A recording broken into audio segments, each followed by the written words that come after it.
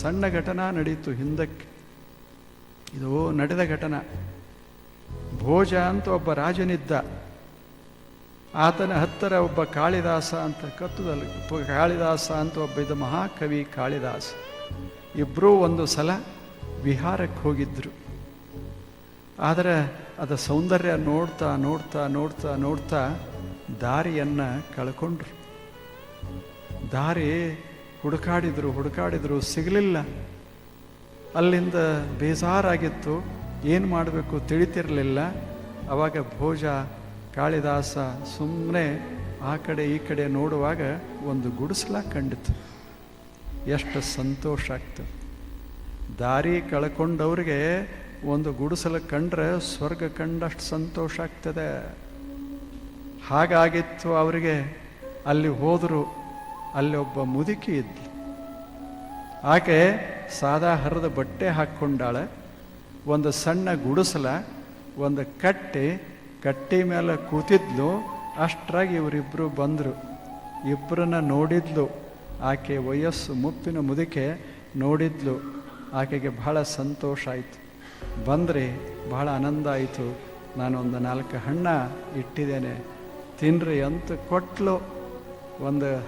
ಒಂದಿಷ್ಟು ಮಗೆ ನೀರ ಕೊಟ್ಲು. ಇನ್ನೂ ಕೇಳಿಲ್ಲ ನೀವು ಯಾರತ್ತು. ಇದು ಹೃದಯ. ಶಹರದಾಗ ಆಗ್ತದೇನು ಹೀಗೆಲ್ಲಾದರೂ? ಯಾರೇ ಬಂದರೂ ಅವ್ರ ಹೆಸರು ಕೇಳಲಾರ್ದೆ, ಅವ್ರದ್ದು ಹಿಂದೆ ಮುಂದೆ ನೋಡಲಾರ್ದೆ ಬಾಗಿಲು ತೆರೆದ ಮನೆಗಳು ಯಾವದಾವ ಇಲ್ಲೇ? ಯಾವದಾವ? ಅಂಥ ಮುದುಕೆ ಯಾಕೆ? ಒಳಗೇನಿಲ್ಲ, ಹೊರಗೇನಿಲ್ಲ, ಪ್ರಶ್ನೆ ಎಲ್ಲದ? ಹಣ್ಣುಗಳು ಒಳಗೆ, ನೀರು ಒಳಗೆ, ಹೊರಗೆ ಸುಂದರವಾದ ಹೃದಯದ ಮುದುಕೆ ಕೂತಾಳೆ. ಅವರು ಬಂದು ಕೇಳಿದಾಗ ಆಕೆ ಕೊಟ್ಲು, ಒಂದಿಷ್ಟು ಹಣ್ಣ ಕೊಟ್ಲು, ಒಂದಿಷ್ಟು ನೀರ ಕೊಟ್ಲು.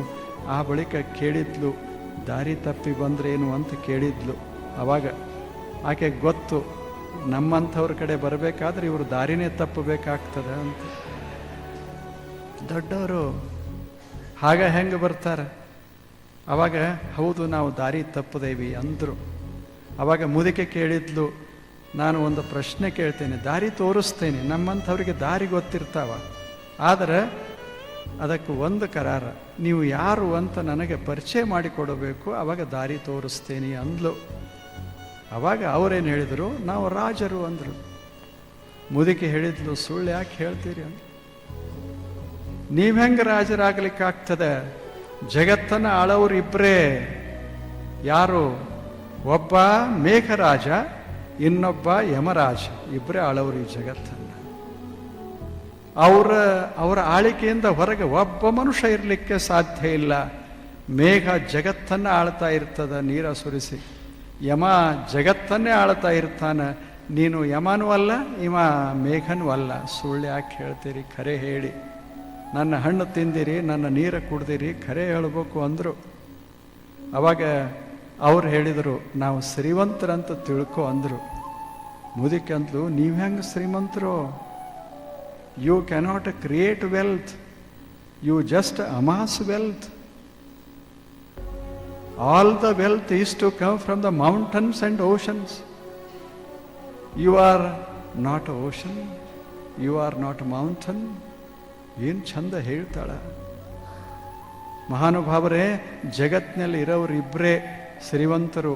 ಒಂದು ಮಹಾಬೆಟ್ಟ ಪರ್ವತ, ಇನ್ನೊಂದು ಮಹಾಸಾಗರ. ಎಲ್ಲ ಸಂಪತ್ತ ಬರೋದು ಅಲ್ಲಿಂದಲೇ. ನೀವ್ಯಾರು ಅಂದ್ಲು? ಹೇಳಿ, ನೀವು ಯಾರು ಅಂದ್ರು. ಅವರಂದರು, ನಾವು ಮಹಾಕವಿಗಳು ಅಂದರು. ಅವಾಗ ಮುದುಕಿ ಹೇಳಿದ್ಲು, ನೀವು ಹೆಂಗೆ ಮಹಾಕವಿ ಆಗ್ತೀರಿ? ನೀವು ನೋಡಿದ್ದನ್ನು ವರ್ಣಿಸೋರು, ಸೌಂದರ್ಯ ಕಂಡು ವರ್ಣಿಸೋರು, ಸೌಂದರ್ಯವನ್ನೇ ನಿರ್ಮಾಣ ಮಾಡುವಂಥ ನಿಸರ್ಗ ಇದು ಕವಿ, ನಿಜವಾದ ಕವಿ. ನೀವ್ಯಾರು ಕವಿಗಳು? ಅವಾಗ ಅವರಂದರು, ನೋಡಿ, ನಾವು ಲೋಕಪ್ರಿಯರು ಅಂತ ತಿಳ್ಕೊ ಅಂದರು. ಅವಾಗ ಮುದುಕೆ ಹೇಳ್ತಾಳೆ, ನೀವು ಹೆಂಗೆ ಲೋಕಪ್ರಿಯರಾಗ್ತೀರಿ? ಅನ್ನದಷ್ಟು ನೀವು ಪ್ರಿಯ ಅಲ್ಲ, ಲೋಕಪ್ರಿಯ ಅಲ್ಲ. ನೀರಿನಷ್ಟು ಲೋಕಪ್ರಿಯ ನೀವು ಅಲ್ಲ. ನೀವು ಅನ್ನನೂ ಅಲ್ಲ, ನೀರನೂ ಅಲ್ಲ. ನೀವು ಹೆಂಗೆ ಲೋಕಪ್ರಿಯರಾಗ್ತೀರಿ ಹೇಳಿ? ಹೇಳಿ. ಅನ್ನವನ್ನು ಪ್ರೀತಿಸಿದವರು ಯಾರದಾರ ಈ ಜಗತ್ತಿನಲ್ಲಿ? ನೀರನ್ನು ಪ್ರೀತಿಸಲಾರದವರು ಯಾರದಾರ ಈ ಜಗತ್ತಿನಲ್ಲಿ? ನಾವು ಎಷ್ಟೇ ಶ್ರೇಷ್ಠ ಇದ್ರೆ ಏನಾಯಿತು, ನಮಗೆ ನೀರು ಬೇಕಾಗ್ತದೆ. ಎಷ್ಟು ಬಾಟ್ಲಿ ಕುಡಿದ್ರೆ ಏನು, ನೀರು ಕುಡಿಯದೇ ಇದ್ದರೆ ಏನಾಗುತ್ತೆ ಹೇಳಿ ಹೇಳಿ? ಇರ್ಬೋದು ಲಕ್ಷ ಲಕ್ಷ ಹಣ ಖರ್ಚು ಮಾಡಿ ಒಂದು ಬಾಟಲ್ ಕುಡಿಬೋದು. ನಾ ಹೇಳೋದು ಈ ಬಾಟಲ್ ಅಲ್ಲ. ತಮಗೆ ಗೊತ್ತದ, ಬೆಂಗಳೂರಲ್ಲಿರೋ ಬಾಟಲ್ಗಳೇ ಬೇರೆ, ಅದರ ಬೆಲೆನೇ ಬೇರೆ. ಅಲ್ಲಿ ಕೂತು ಕುಡಿಯೋರೇ ಬೇರೆ. ನೀರು ಕುಡಿಯೋರು ಹೊರಗಿರ್ತಾರೆ, ಅದನ್ನು ಕುಡಿಯೋರು ಒಳಗಿರ್ತಾರೆ. ಒಳಗೆ ಕುಡಿದು ಹೊರಗೆ ಬರುವಾಗ ಅವರು ಬೇರೆನೇ ಆಗಿರ್ತಾರೆ. ನೀರು ಕುಡಿದವ್ರು ಇನ್ನೂವರೆಗೆ ಯಾರೂ ಬೇರೆ ಬೇರೆ ಆಗೇ ಇಲ್ಲ. ಜಗತ್ತೆಲ್ಲ ಪ್ರೀತಿಸೋದು ನೀರನ್ನ, ಮುದುಕಿ ಹೇಳೋದು, ನಾ ಹೇಳೋದಲ್ಲ. ಜಗತ್ತೆಲ್ಲ ಪ್ರೀತಿಸೋದು ನೀರನ್ನ, ಜಗತ್ತೆಲ್ಲ ಪ್ರೀತಿಸೋದು ಅನ್ನವನ್ನ. ಅನ್ನದ ತಟ್ಟೆ ಅಲ್ಲ. ತಟ್ಟೆ ಬಂಗಾರದ್ದಿರಬಹುದು, ಬೆಳ್ಳಿದಿರಬಹುದು. ಅನ್ನ ಅನ್ನೇ. ತಟ್ಟೆ ಬಂಗಾರದಂತ ಬಂಗಾರ ಉಣ್ತಾರೇನು? ಬೆಳ್ಳಿದಂತ ಬೆಳ್ಳಿ ಉಣ್ತಾರೇನು? ಉಣ್ಣೋದು ಅನ್ನ. ಬಡವರು ಉಣ್ಣೋದು ಅಷ್ಟೇ, ಶ್ರೀಮಂತರು ಉಣ್ಣೋದು ಅಷ್ಟೇ, ಎಲ್ಲನೂ ಅಷ್ಟೆ. ಅದಕ್ಕೆ ಮುದುಕೆ ಹೇಳ್ತಾಳೆ, the most loved things in this world are food and water. ಅದಕ್ಕೆ ಸುಳ್ಳು ಹೇಳಬೇಡಿ ಅಂದ್ಲು. ಅವಾಗ ಇಬ್ಬರು ವಿಚಾರ ಮಾಡಿ ಹೇಳಿದರು, ನಾವು ನಿನ್ನ ಅತಿಥಿಗಳು ಅಂದರು. ಅವಾಗ ಆ ಮುದುಕಿ ಹೇಳ್ತಾಳೆ, ಅತಿಥಿ ಒಬ್ಬನೇ ಈ ಜಗತ್ತಿನಲ್ಲಿ. ಯಾವ ಹೇಳದೆ ಬರ್ತಾನೆ ಮತ್ತು ಇರ್ರಂದ್ರೂ ಇರೋದಿಲ್ಲ, ಅವನೇ ಅತಿಥಿ. ಅದು ಯೌವನ ಅಷ್ಟೆ. ಯೌವನ ತಾನಾಗಿಯೇ ಬರ್ತದೆ, ನಾವೇನು ಬಹಳ ಕಷ್ಟಪಡಬೇಕಾಗಿಲ್ಲ. ಇರು ಅಂದ್ರೆ ಅದು ಇರೋದಿಲ್ಲ, ತಾನಾಗೆ ಹೋಗೇ ಬಿಡ್ತದೆ. ಅದು ಒಂದೇ ಈ ಜಗತ್ತಿನಲ್ಲಿ ಅತಿಥಿ, ನೀವು ಅತಿಥಿ ಅಲ್ಲ. ಅವಾಗ ಅವರಂದ್ರು, ನಾವು ಯಾತ್ರಿಕರಂತ ತಿಳ್ಕೊ. ಅವಾಗ ಮುದುಕೆ ಹೇಳ್ತಾಳೆ, ನೀವು ಹೆಂಗೆ ಯಾತ್ರಿಕರಾಗ್ತೀರಿ? ಮುದುಕಿದು ಪ್ರಶ್ನೆಗಳು ಹೆಂಗೆ, ಉತ್ತರ ಹೆಂಗೆ? ನೀವು ಹೆಂಗೆ ಯಾತ್ರಿಕರಾಗ್ತೀರಿ? ಸದಾ ತಿರುಗುವಂಥ ಯಾತ್ರಿಕರಿಬ್ಬರೇ ಈ ಜಗತ್ತಿನೊಳಗೆ. ಅಲ್ಲಿ ಸೂರ್ಯ, ಇಲ್ಲಿ ಚಂದ್ರ, ಸದಾ ತಿರುಗುವಂಥವ್ರು. ನೀವು ಯಾರು ಯಾತ್ರಿಕರು? ಅವಾಗ ಅವರಂದ್ರು, ಏನು ಈ ಮುದುಕಿ ಅದ್ಭುತದಾಳ, ಏನು ಮಾಡೋದು? ನಾವು ಯಾತ್ರಿಕರಂತ ಹೇಳಿದ್ರೂ ಕೇಳೋದಿಲ್ಲ. ಅವಾಗ ಅವ್ರು ಅಂತಾರೆ, ನಾವು ಸನ್ಯಾಸಿಗಳಂತ ತಿಳ್ಕೊ ಅಂದರು. ಕೊನೆಗೆ ಸಾಕಾಗಿ ನಾವು ಸನ್ಯಾಸಿಗಳು. ಆಕೆ ಅಂದರು, ಸನ್ಯಾಸಿಗಳು ನೀವು ಆಗಲಿಕ್ಕಾಗೋದಿಲ್ಲ. ಈ ಜಗತ್ತಿನಲ್ಲಿ ಸನ್ಯಾಸಿಗಳು ಇಬ್ಬರೇ. ಯಾರು? ಒಂದು ಸತ್ಯ, ಇನ್ನೊಂದು ಶಾಂತಿ. ಎಲ್ಲರೂ ಕೊಂಡಾಡ್ತಾರೆ, ಅದರ ಮನೆಯಾಗ ಇರಕ್ಕೆ ಯಾರೂ ಬಿಡುದಿಲ್ಲ. ಅದನ್ನು ಎಲ್ಲರೂ ಆಧರಿಸ್ತಾರೆ. ಸನ್ಯಾಸಿಯನ್ನು ಯಾರು ಆಧರಿಸೋದಿಲ್ಲ. ಎಲ್ಲರೂ ತಲೆ ಬಾಗಿಸ್ತಾರೆ, ಬರ್ರಿ ಅಂತಾರೆ, ಕೊಂಡಾಡ್ತಾರೆ. ಆದರೆ ಇರ್ತೀನಿ ಅಂದರೆ ಇರ್ಗೊಡೋದಿಲ್ಲ. ಹಾಗೆ ಇವು ಎರಡು ವಸ್ತುಗಳು. ಸತ್ಯವನ್ನು ಎಲ್ಲರೂ ಕೊಂಡಾಡ್ತಾರೆ, ಆಧರಿಸ್ತಾರೆ. ಶಾಂತಿಯ ಮಾತುಗಳನ್ನು ಆಡ್ತಾರೆ. ಆದರೆ ನಾವು ಇರ್ತೇವೆ, ನಿಮ್ಮ ಮನ್ಯಾಗ ಅವಕಾಶ ಕೊಡಿ ಅಂದರೆ ನಮ್ಮ ಮನ್ಯಾಗ ಬೇಡ ಅಂತ ಜಗತ್ತೆಲ್ಲ ಹೇಳ್ತದೆ. ಅವರಿಬ್ಬರೇ ಸನ್ಯಾಸಿಗಳು ಅಂತ. ಇವ್ರಿಗೆ ಹೆಂಗಾಗಿರಬೇಡ. ತಾವು ಬಹಳ ದೊಡ್ಡವರಂತ ತಿಳಿದವರು. ಭೋಜ ಅಂತೂ ಅದ್ಭುತ, ನನ್ನಂಥ ಪಂಡಿತನೇ ಇಲ್ಲ ಅಂತ ತಿಳಿದದ್ದ. ಕಾಳಿದಾಸನನ್ನಂಥ ಮಹಾಕವಿನೇ ಇಲ್ಲಂದಿದ್ದ. ಮುದುಕಿ ಒಬ್ಬಳು ಇವರನ್ನ ತತ್ತರಿಸುವಂತೆ ಮಾಡಿಬಿಟ್ಟಿದ್ದು. ಅವಾಗ ಅವ್ರು ಹೇಳಿದರು, ಅವರು ಒಂದು ಚಲೋ ಮಾತು ಹೇಳಿದರು, ನಾವು ಪರದೇಶಿಗಳಂತ ತಿಳ್ಕೊ ಅಂದರು.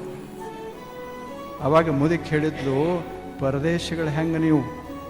ಪರದೇಶಿ ಒಂದೇ ಒಂದು ಈ ಜಗತ್ತಿನಾಗಿರೋದು, ಅದು ಆತ್ಮ.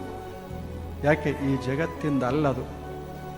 ಅದು ಈ ಜಗತ್ತ ಆತ್ಮ. ಇದು ಒಂದೇ ಅಜಡವಾದದ್ದು, ಈ ಜಗತ್ತಿಗೆ ಸಂಬಂಧಪಟ್ಟದ್ದಲ್ಲ. ನೀವು ಹಾಗಲ್ಲ. ಆದ್ದರಿಂದ ನೀವು ಪರದೇಶಗಳಂತ ಹೇಳಲಿಕ್ಕಾಗೋದಿಲ್ಲ.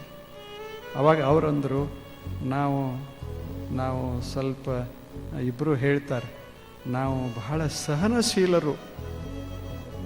ಇದನ್ನು ಹೇಳಿದರು. ಇಷ್ಟೋತಕ ಆಕೆ ಮಾತು ಕೇಳಿ ಕೇಳಿ ಕೇಳಿ ಸಿಟ್ಟು ಬರಬೇಕಾಗಿತ್ತಲ್ಲ, ಏನೂ ಮಾಡಲಿಕ್ಕಾಗಲಿಲ್ಲ. ಕೊನೆಗೆ ಹೇಳಿದರು, ನಾವು ಸಹನಶೀಲರು.